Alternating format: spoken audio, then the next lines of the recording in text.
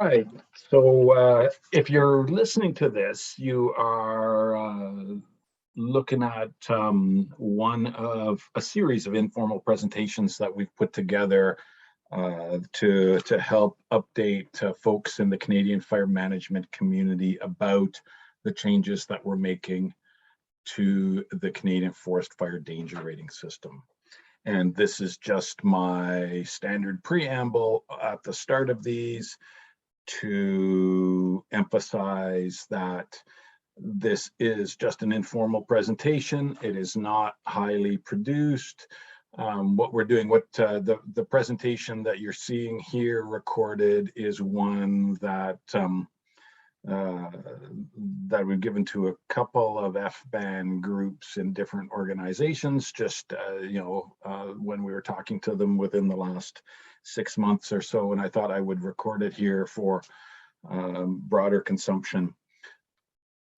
We definitely, with all of these, we are keen to engage with you in conversation, so don't treat these recorded sessions as us not wanting to talk to you. We're mainly just trying to reach a broader audience with the core update information so that you can hear what other people are hearing and not have to hit one of these live sessions that we might be doing in different venues.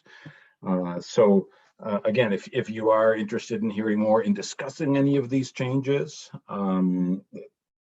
again, some of what we present here is fairly high level. We're not getting into new equations or new methods of calculating things. In this one, I'm trying to demonstrate some of the thinking around the changes that we're making to the FBP system, which is of interest to a lot of folks. So I'm trying to give some examples. They're all prototypes of things that we're working on.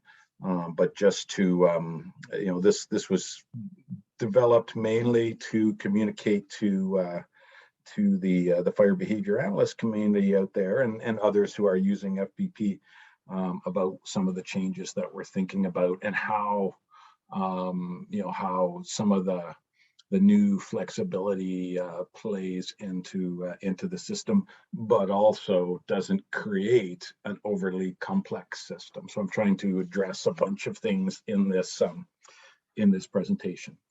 That being said, if you do want to talk to any of us in the Canadian Forest Service Fire Danger group, feel free to reach out to us.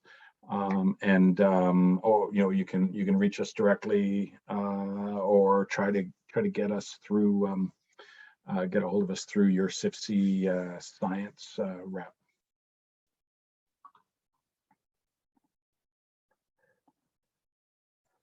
So here, and again, that's part of the typical preamble. I try to figure out a different way on each of these to say the same thing. It gets a bit repetitive, I know, but in case you're not watching these in any order, I do want to explain where we're coming from. There is a report that details an overview of what we're thinking about for the entire next generation of the system. You can find it at this link below here, and you can find this link in all of these informal presentations. This describes some of the rationale, some of the background behind the CFF-DRS, some of the rationale for why we're making some changes to the different parts of the system, and at a high level, what those changes might be.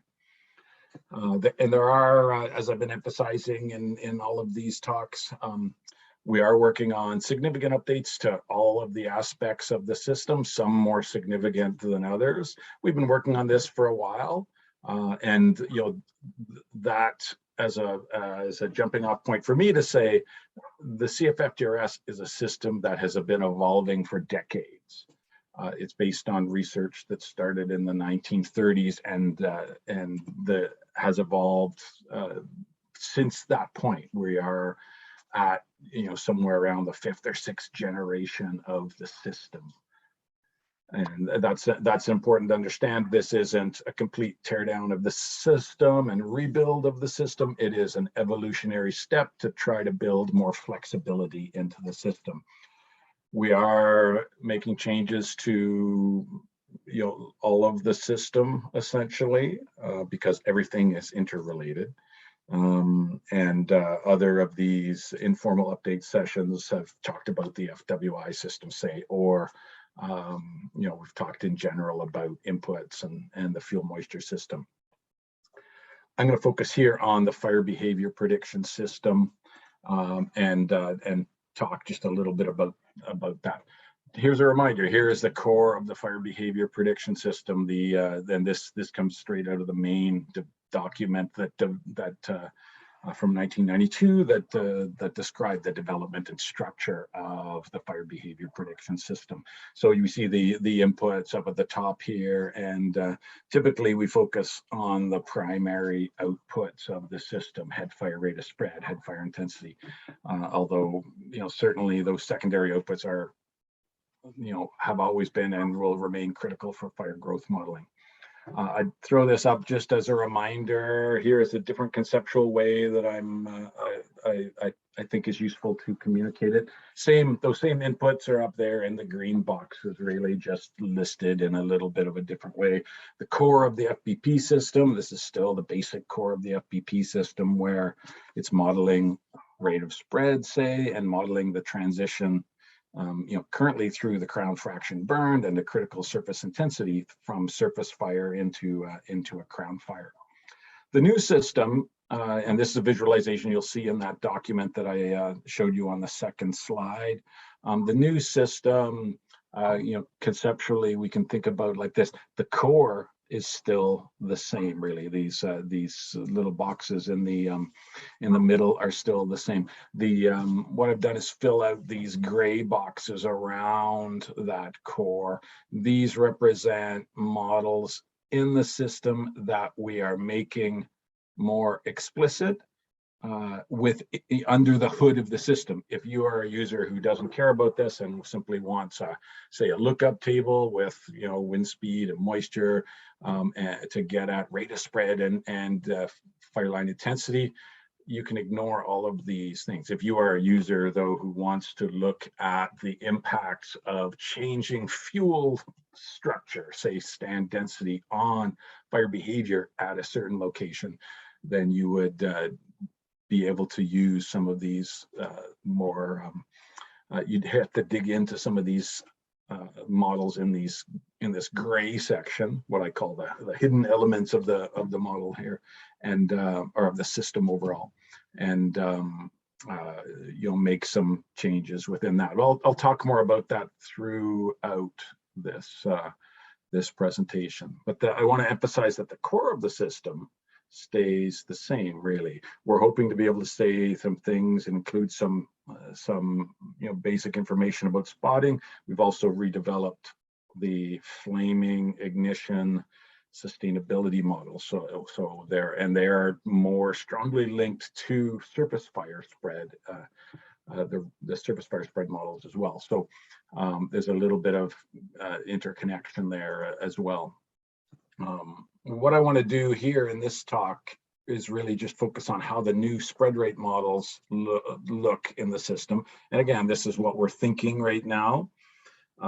So what I will be talking about and showing you will be early, what I want to call prototype models that we have been working on and exploring ideas. And this really focuses only on the Conifer types in this presentation here. And just thinking in general about fire behavior. So if we hold all of the physical attributes of the fuel complex constant, so freeze a particular forest stand and hold all those attributes constant, that's what we call our benchmark fuel types in the current system.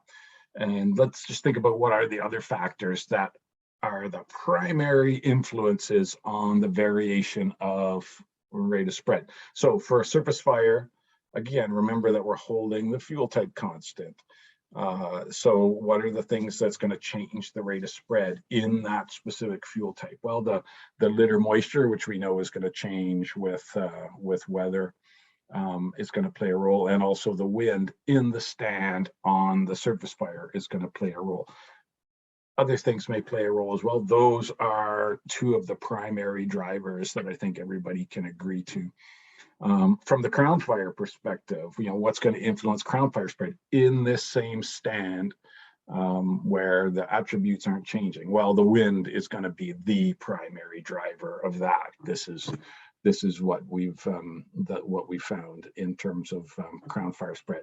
Maybe foliar moisture content is going to change. Maybe the moisture content in elevated fine dead material is also going to change the rate of spread that one might see. No doubt other factors, as well. What we're trying to do here is talk about and capture in the FBP system the primary things that are going to influence spread rate. In the current system, we capture these factors using essentially a single equation form, and many folks who have used the Red Book haven't seen these equations, or maybe even seen, depending on the level of training you had, you might not have even seen this graph down on the lower right. This is the standard model for the C3 fuel type. Those are the data points. The blue dots are the data points, and the black is the line that is drawn by that equation up there on the left. So all of the models in the FBP system follow this standard form. They're a function of the initial spread index and this negative exponential arrangement. So let's just look at a little bit of this. So let's zoom in on the lower end of this line. I just want to talk. We're just talking about C3 here. Just want to demonstrate a couple things that you might have seen before, maybe not. If we zoom in on the lower part of this line, we can see again here we're looking at just for an ISI below 20, still a fairly high ISI. Here I've changed the colors of the line so you can start to see the orange is where intermittent crowning starts in this particular fuel type, and this is just the standard C3 fuel type, and you can see where the data fits, and you can see that the model over predicts essentially for the most part the surface fire part of the of the data essentially. That's okay. I mean, if anything, we want to err on the side of over predicting. I just want to point you at that it does, the current model does over predict at the low end. That's just a function of the functional form that's used essentially. Here we're looking at the upper end of the model really, and I'm changing this to look at rate of spread as a function of wind speed only. And this is interesting because what we see when we look at the standard FBP system model as a function of wind speed for say 3 different FFMCs. So the blue line is an FFMC of 87, and the green line is an FFMC of 93. What happens is that the rate of spread model hits a limit, or mathematically what we call an asymptote, but it hits a limit at different values with increasing wind speed, and this is totally a function of the FFMC essentially, and it's a function of the different ISI that is used in the FBP system. This is just, again, we often don't show the current FBP models this way, but this is just the current FBP model for these 3 different FFMC values, showing you that they peak out at different points. And the reason I wanted to show you that is, in reanalysis of all of our crown fire data, what we found is that wind speed is a really good predictor of crown fire rate of spread, and it is, by far the primary predictor. The one thing if you could only know one thing, it's the one thing you want to know. And here is the functional form of this. This is a very slight modification of the Conifer crown fire model that Miguel Cruz and Marty Alexander came up with in 2005. But it's it's pretty much the same thing, and shows that wind functionality increasing across the range there. This is, of course, the rate of spread of an actively crowning fire, so it doesn't have an initiation element to it there, but it shows a very different relationship at the higher end than we're capturing in the FBP system. So back to this equation and how we predict rate of spread in the FBP system. This is the equation that was drawing all of those lines, and that draws the black line on this basic graph that comes right out of the development and structure system. And really, it's these two factors that are circled in red here that influences how this black line varies. You change these values and the black line shifts around. Sometimes it jumps up quicker, sometimes it shifts more to the right or the left. And so it's really these two numbers that vary in the other fuel types. So we can look at C2. Here's the equation for C2 written down here just above the gray box, and you can see it's exactly the same functional form. All that has really changed is these two fuel type coefficients that have been fit through a bit of statistics and a bit of expert opinion on how the rate of spread and ISI relationship should look in each fuel type. So these are the things that determine how rate of spread differs from fuel type to fuel type, essentially.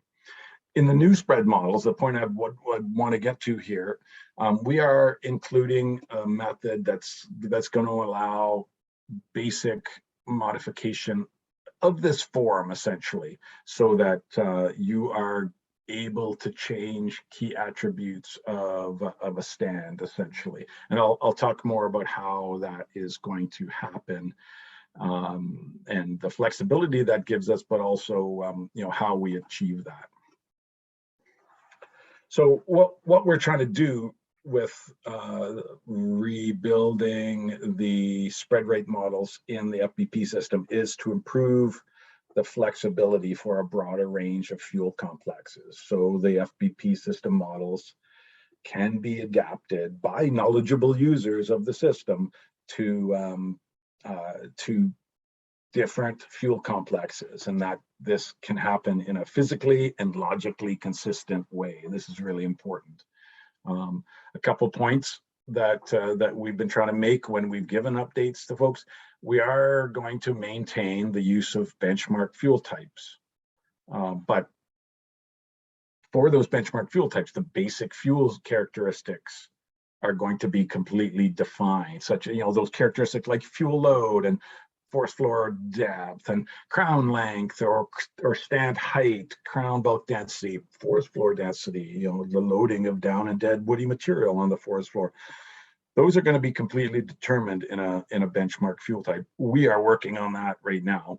We are working on other methods to extend that across a broader range of fuel types as well. For these benchmark fuel types, we're creating the standard FBP system fuel types. We will be defining these as defaults.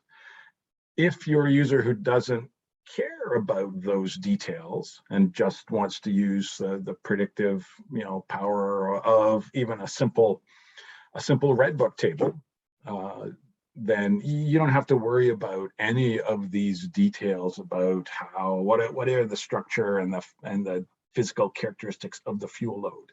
You will still be able to pick, here is my C3 type, and here is the rate of spread I expect today. That's an important thing that I want everybody to realize. We've been trying to emphasize it, and maybe we overemphasize it, but we really want to point out that it's while we are trying to change some things under the hood of the model, it's to create flexibility for those users who do want to create variants of fuel types for very specific situations. And the obvious one is fuels management, say a thinning treatment, but there's plenty of other applications as well. So in the new system, fuels, apart from just burning, are going to have an added influence on rate of spread through modifying the wind that hits the surface of the stand, and so the wind that drives a surface fire will be influenced by the canopy density, essentially, which is just logically what happens in a forest stand. The fuel moisture in stands that are opening up a fair bit will also be influenced by the amount of solar radiation received at the surface, and so those are both factors that can influence the spread rate in a surface fire. We will have the ability in the new system to vary fuel loads and have those be meaningful in terms of varying the amount of fuel that is consumed. This was always something that was held constant in the FBP system, except for the grassland type. But in the forest types, this was held constant, and now you'll be able to change the fuel load and have fuel consumption vary. Obviously, that has an influence on fire intensity as well. What we're trying to do by explicitly defining a few important processes, for instance, the process that I just talked about, how does the canopy influence the amount of wind that is at the surface of a fire? A really dense canopy really cuts down on the wind that you would receive at the surface of the forest underneath that canopy. A more open canopy lets more wind through to the surface of the forest, and therefore that surface fire that might be spreading there sees different winds. We're trying to define a few of these important processes so that users who do want to understand the impacts of changing fuel structure can understand this in a systematic and consistent way. So how are we going to achieve this? Well, there's a couple things that we're doing. One real simple one is we're moving away from having rate of spread predicted by a single model using the initial spread index. We're moving away from that. This graph on the upper right is here is the C2 and C3 models colored by whether they're surface fire, intermittent crowning, or crowning. As a rate of spread as a function of initial spread index. What we're doing is moving to the dual spread form that's currently used in the FBP in the C6 model, and Charlie Van Wagner did lay out versions of this for the C3 and C4 models as well in a paper. But currently in the FBP system, we approximate this dual model with this single equation that I've been showing you before. But another really important change is that we are also, to achieve this flexibility that we're trying to achieve, we are breaking the influence of ISI. So the models aren't just dependent on ISI anymore. What we will be doing is building models that are dependent explicitly on litter moisture and wind speed.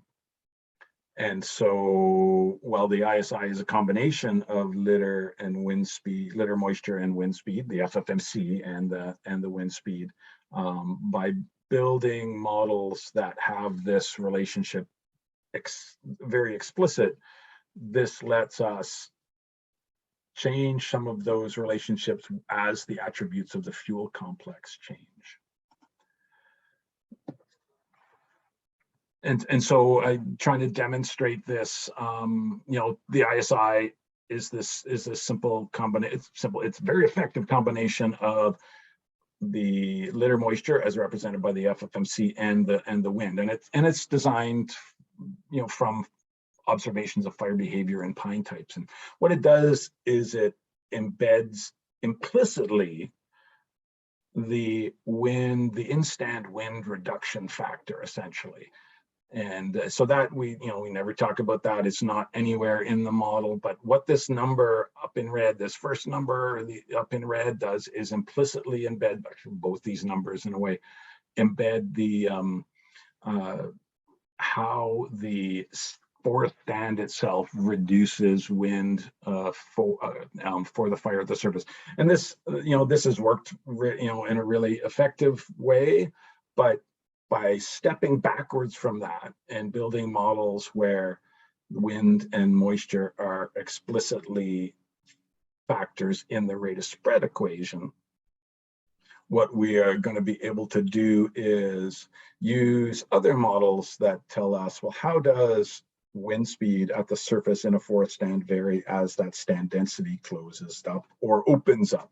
These are simple established models that we've been testing and developing into our systems. And so we'll be able to use those, and in a physically and logically consistent way, you will be able to modify a stand and have the output of the rate of spread equation represent that modified stand. And so what we're going to do in the new models will be dependent on litter moisture in the stand. And so I'm just talking about surface fire spread models right now. They're going to be dependent on the best estimate of the surface litter moisture that the surface fire will be spreading in, and the wind that is there at the surface of the fire. Those two things can in turn be influenced by the attributes of the fuel complex. And so, for your estimate of moisture content in the litter in the stand, it could just be the FFMC. Essentially, that's what we've been using for decades. It's a pretty good estimate, though it is a little biased in some stand types, but it's a pretty good estimate of litter moisture, particularly as things dry out, which is when we care about. It could be from a modification that we've developed recently, a stand and site-specific adjustment to the FFMC, which takes a little bit of that bias out. It lets you account for stands that are a little bit more open or a little bit more closed down in terms of what the actual surface litter moisture might be. It could be from some other specific weather-based calculation of moisture content in the litter.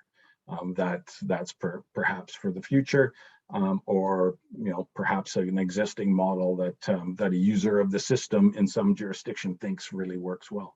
Or it could even be from a direct measure of litter moisture content, which is something that one could do on a prescribed burn, say. But by building the models, again, in this update of the system, so that they are directly linked to your best estimate of moisture, whichever one it would be here, you have this flexibility to use these, these different inputs. Second, of the things you need to estimate here is your best estimate of the wind at the surface, pushing the surface fire overall. And for the surface fire, this is going to come from an estimate of, it's going to come from an estimate of the in-stand wind. We've developed a function, very simple function. You can see it up on the top there in a very conceptualized way, that from observations that we've been making in a whole range of forest stands, coupled with some exploration of what other people who study forest meteorology have been measuring. This is a model that we've developed that really simply captures that variation. So as canopy density increases, this wind reduction factor comes way down, and this is essentially a multiplier for the 10-meter open wind. So the input will still be 10-meter open wind. A specific stand will have a wind reduction factor that is related to attributes of the canopy, which increase the drag on the on the wind. They create drag on the wind that's coming through the canopy, essentially, and reduce that wind. A simple default would say be around 20%. In a fairly closed canopy, you could think that the wind at the surface is about 1/5 of the 10-meter open wind speed. As a rough rough estimate here. You can sort of see that that's where this line in this up graph on the upper right is hitting a limit. For crown fire, this best estimate of the wind pushing the flame is really, probably just best as the 10-meter open wind speed that we've been using for years. And so those are going to be the drivers of the spread models in the new system, essentially. And these will be influenced by these specific fuel attributes that we are defining for each of the benchmark fuel types. This is really the way we have to go to make this enhanced flexibility work, essentially. So we are essentially, doing a whole bunch of field work right now to make sure that we have good measurements of these physical fuel attributes for the core fuel types that we care about, and we're trying to broadcast this methodology to whomever is out there and interested in characterizing forest fuel structure as well. So we are, happy to partner up with anybody from the research or operational side who is looking to measure attributes of fuels in the forest, and work together with a consistent sampling protocol, essentially. One of the things that we're doing right now, our goal is to have basic national coverages of these forest fuel type attributes that weren't the typical forest attributes that fire agencies might have. And this is going to involve everything from ground level forest inventory plots to ground and aerial based LiDAR and remote sensing in a integrated sort of top down and bottom up approach to try to create nationally consistent data sets. No fire agency out there will have to use those. You can work on your own fuels attributes. Absolutely. We are just trying to provide a starting point for you, and if interested, some characterize, a description of how to measure fuel so that you can come up with these characterizations on your own. Really, for the most part, we spend lots of time measuring the minutia of fuels in a fuel complex, but a couple of the really key things are still like that, that are true today, and that you use in the FBP system are the things that vary from FBP fuel type to fuel type, are canopy density, and essentially canopy fuel load and the canopy density, and the vertical structure. Where does the crown base begin, essentially? What kind of vertical continuity is there in that regard? And surface fuel loading as well is an important aspect. But so you can boil these down to a few different things. It looks like the new FBP system fuel types are really complex. On another slide in one of these presentations, I showed you a list of what we thought about as the minimums, just again to communicate some of the things that go into coming up with these estimates of crown bulk density and crown base height and surface fuel load, available surface fuel load. Keep in mind that, again, this is where things look a little bit complex, but these details are invisible to you if you just want to use the benchmark fuel types that you've always been using. So this is something I want to emphasize and walk you through a couple of examples here in this presentation, just to demonstrate this. All this talk about in-stand wind models and fuels reductions and the physical attributes of the canopy can lead to the impression that the new system is going to be much more complex to understand or to use. And this is something that we think a fair bit about, the use of the system, and who the primary users are, you in the operational community. And so this shouldn't be the case. This perception of complexity. The system still should be as simple to use as before. I think I think in some ways, some of the descriptions of fuel types and the differentiation between fuel types will be easier, I think, from from that basic training point of view.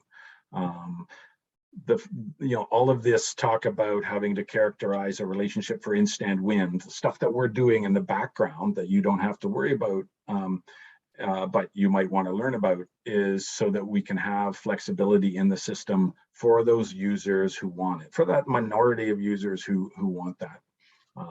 That there is power, but there's also a strong, consistent, scientifically based approach to modifying fuel types.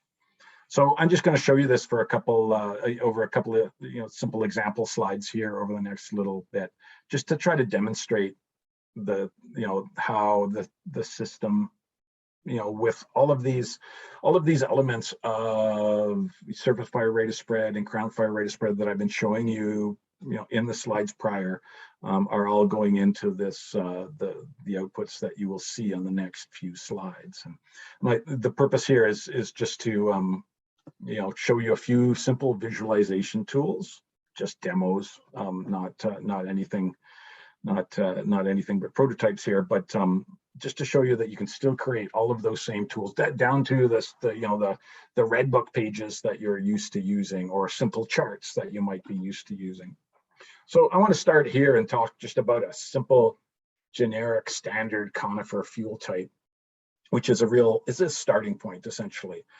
This is a nice little visualization that a few years ago, a couple of folks in the group came up with, and I can't remember exactly what forest inventory database, whether this is the national database or just say the forest inventory in Alberta, doesn't matter. This is just a visualization of data from a forest inventory data set that shows you crown base height and crown bulk density, and their natural range of variability, essentially. And this just a useful starting point as a visualization. I really like this. And we don't have a fuel type like this standard Conifer type in the FBP system right now. But I want to start with this. So let's just call it C. You could think about it like C0 if you wanted, but let's just call it C, essentially. And I'm going to probably refer to it later as the generalized Conifer model. But it's just a middle of the road Conifer model. You can see the crown base height is somewhere in between, where it would be for C3 and where it would be for C2. I'm going to just demonstrate this on this particular slide here. So same general natural range of variability. Here I put, roughly where we might find a C2 stand and a C3 stand. Up here, much higher crown base height, similar crown bulk density. And down here, much lower crown base height. So all we're doing is really stretching the basic Conifer model, shifting it up if we're in a stand with a lot of vertical separation, shifting it down if there's a lot of vertical continuity in the stand. We can do other things, though. We can start at that middle point, and we could differentiate to between a high bulk density stand, a really dense, dense pine stand, something, something that you might imagine like that, or a real low density stand, maybe naturally low density stand, or a thinned stand itself. So we can just we can think about conifer stands moving around anywhere in this particular blob right here. And the blob isn't particularly meaningful, except that it gives you a bit of a sense about what the natural range of variability is. So let's start at this one. My blue star here is my C fuel type, my generalized fuel type. And then I want to jump through in the next couple of slides and talk about differentiating by a high crown base height and a low crown base height. And so it's not perfectly C2 or C3, but it's essentially what we would get. So here is the standard C type right here, and I'm showing you a few different things. And it's got roughly a 5 meter crown base height and a moderate crown bulk density.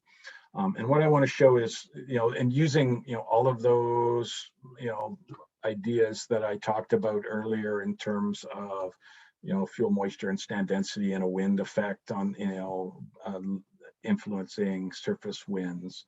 What's down below in the graph on the left is how rate of spread varies as a function of wind speed, essentially. And I'm just choosing a single liter moisture value, that corresponds roughly to around an FFMC of probably 91 or 92, essentially.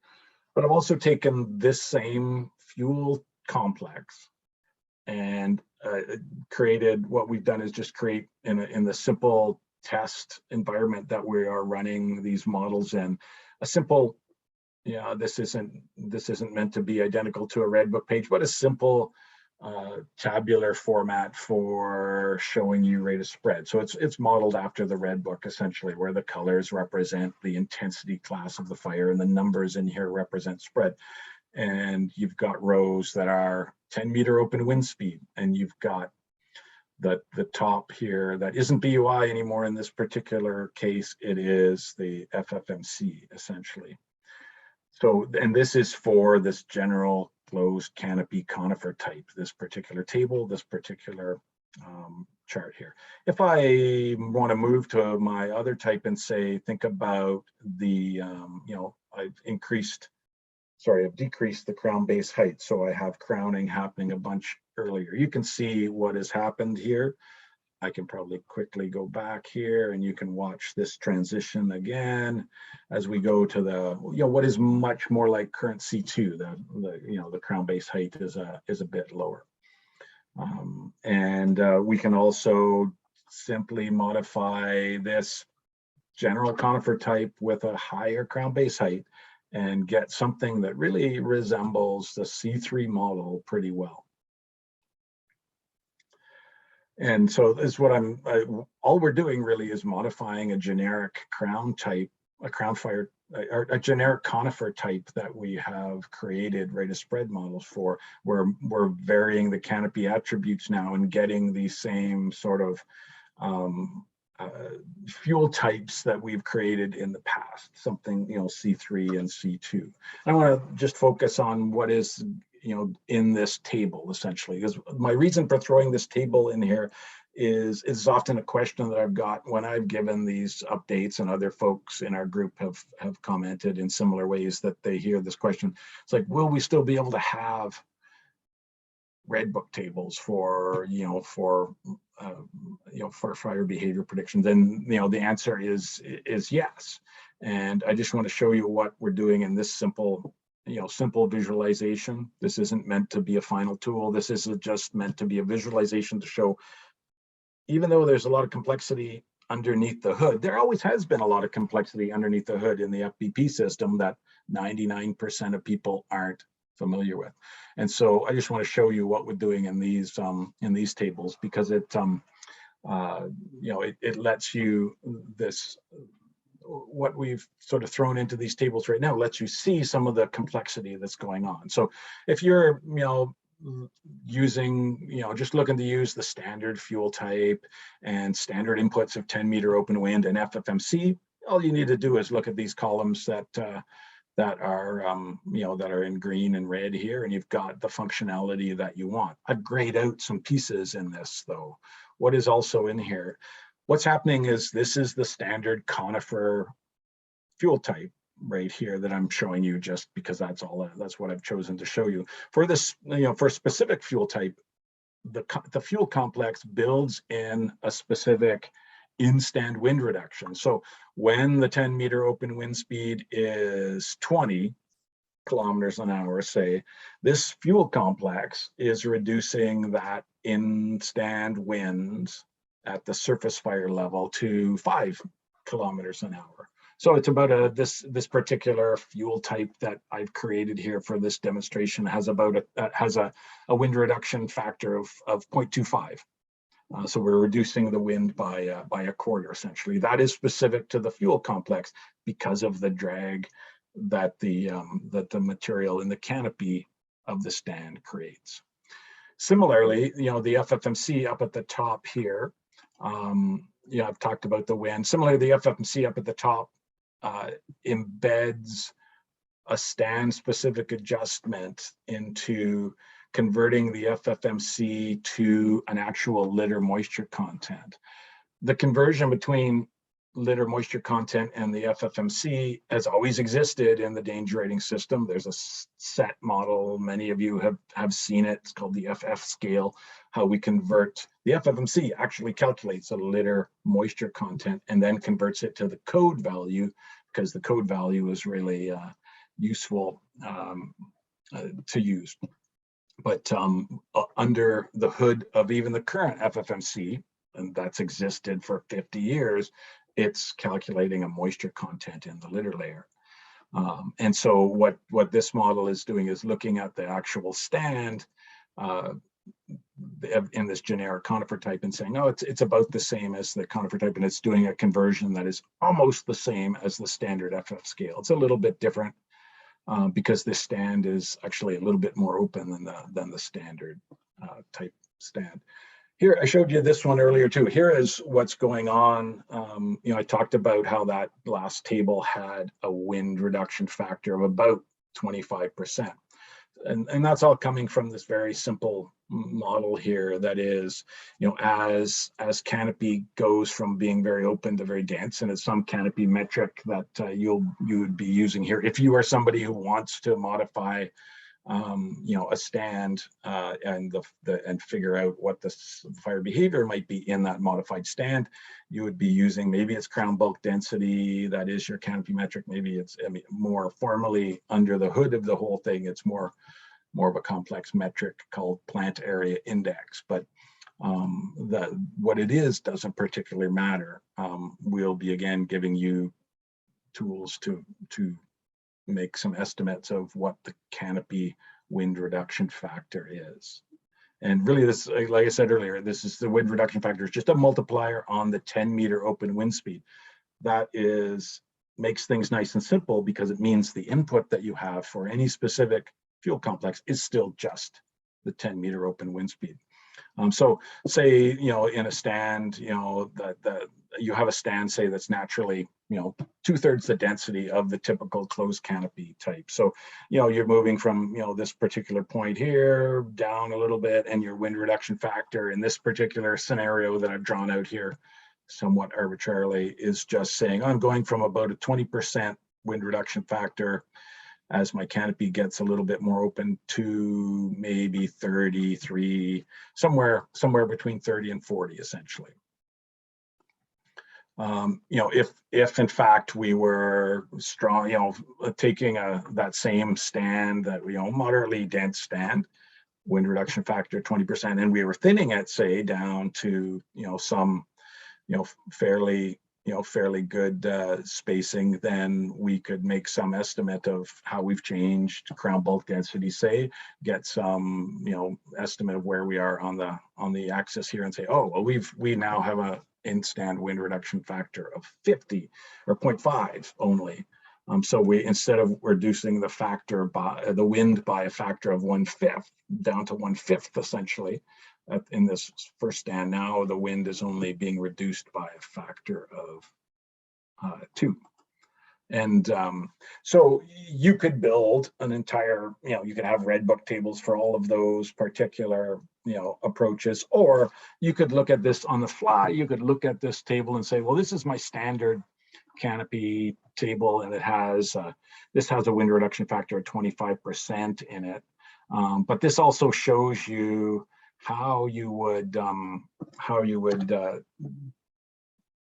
could adjust this. So this wind reduction factor is 25%, meaning that the in-stand wind speed is 5. Well, if I open this stand up a whole lot more, when the and went to that, only was reducing wind by, say, 50% instead of 25% now, that would mean that at 20 kilometers an hour, my in-stand wind is actually 10 meters a minute. Well, the calculation that's going on in here, well, you don't have to, it doesn't matter to you if you don't care about the in-stand wind reduction. The calculation is dependent on this surface wind for a surface fire itself. So if we, if in fact our in-stand wind is not 5 anymore, it's 10. Well, we can simply drive down this table and see, well, this here is the rate of spread that I should be getting when the in-stand wind is 10, essentially. And so that, again, that's, you know, a quick explanation. It's way easier with some, you know, other visualizations. But just to say that that is just using the single table for the closed canopy generic conifer type but using this inclusion of the in-stand wind and moving around up and down this scale if in fact you've changed your canopy thinning. It's a little bit complex, and just to say that, you know, this is all possible if you are, again, if you're wanting to evaluate the impacts of changes in stand density on fire behavior. You know, same thing is true in you know, for this FFMC.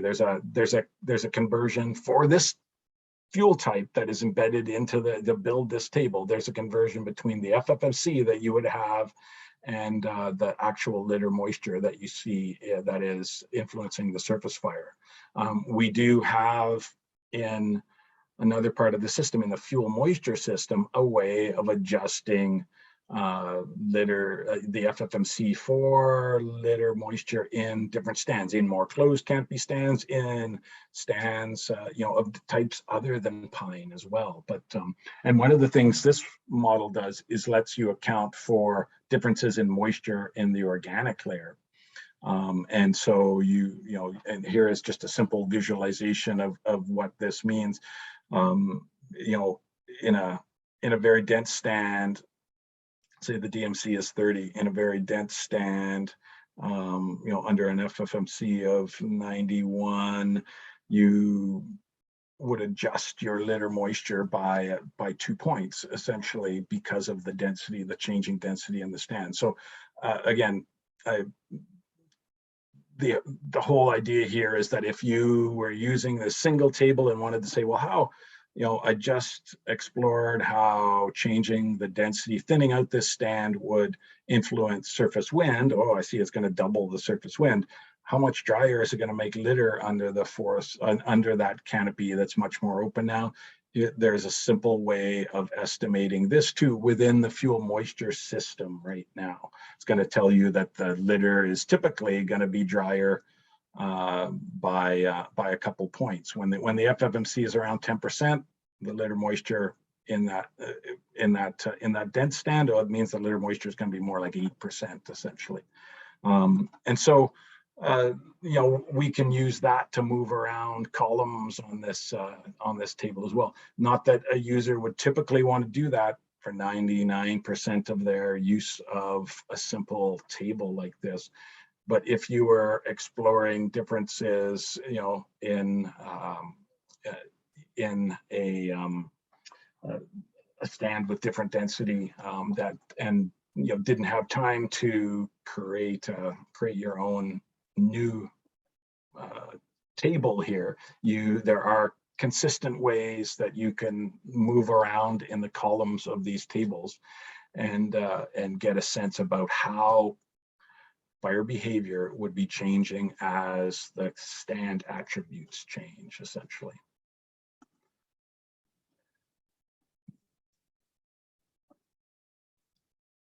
So just again to circle back to this, I mean, again, these aren't meant to be you know, actual decision aids or anything like that. These are just to show you you know, what these relationships look like right now, then to try to show you some of the tools that you're used to seeing, you know, something that looks like a red book page or something that looks like a real simple model that shows the relationship between rate of spread and wind, essentially.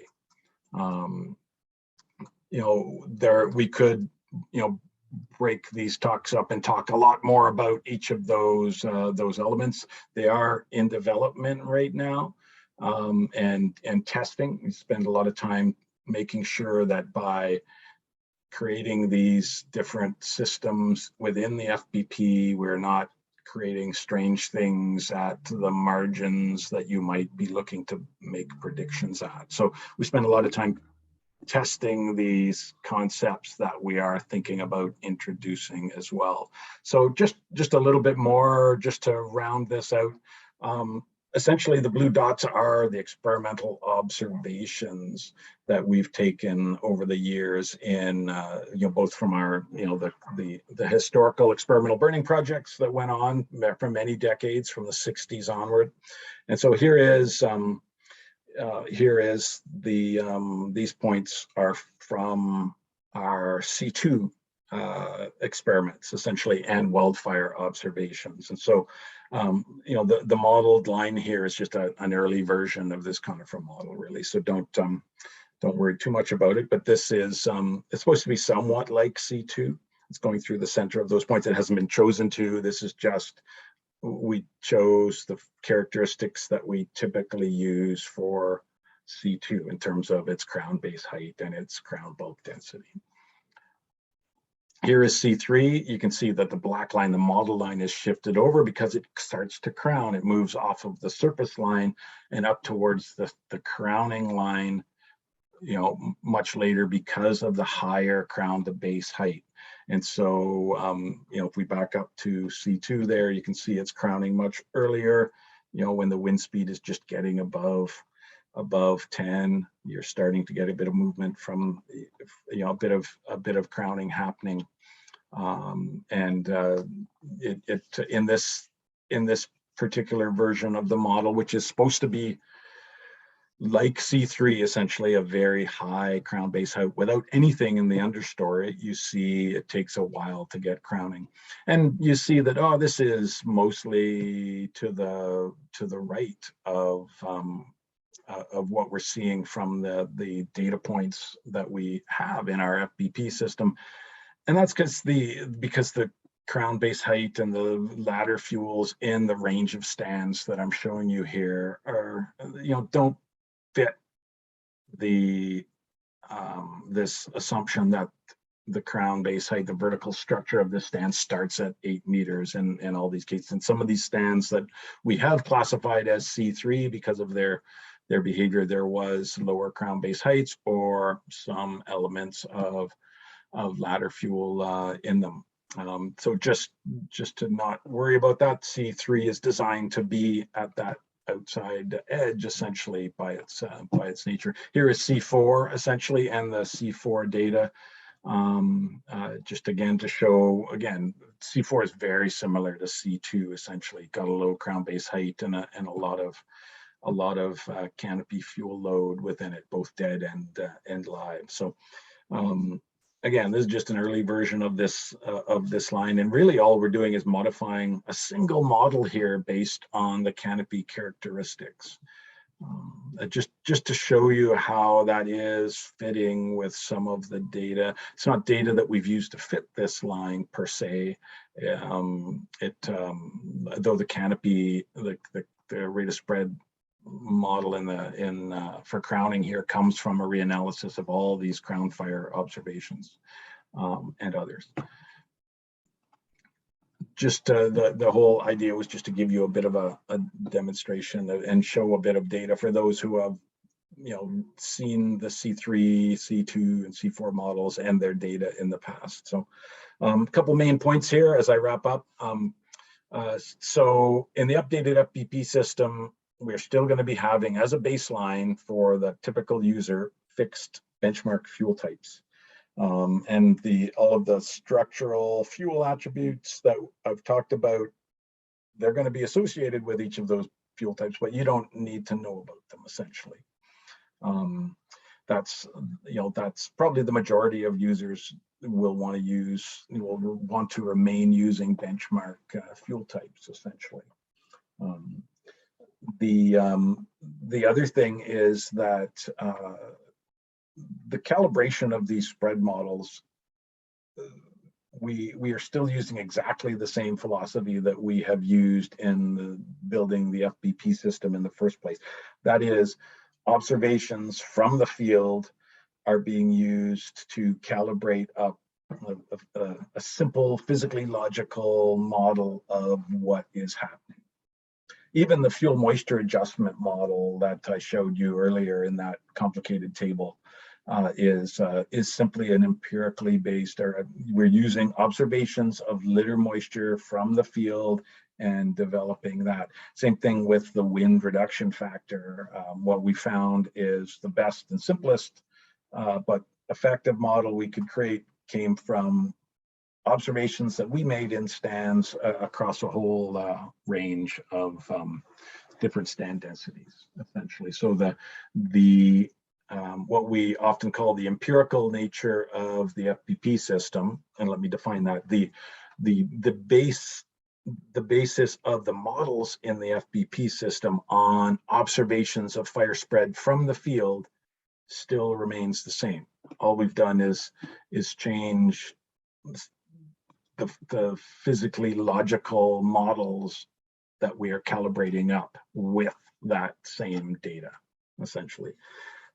So that, was a bit of a whirlwind tour through a few things. It was a message I was trying to get out to, those who know the fire behavior prediction system well. So as I said, I presented a version of this to a couple different FBAN groups, and what we are trying to get at with these presentations is just to communicate some of the thinking. It's not set in stone yet.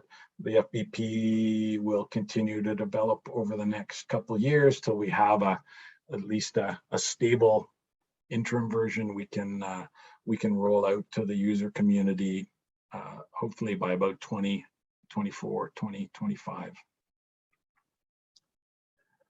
If you do want to get a hold of any of us, again, please do reach out to us directly. Those of us who are in the Canadian Forest Service Fire Danger Group, or reach out through your CIFC Science and Tech rep.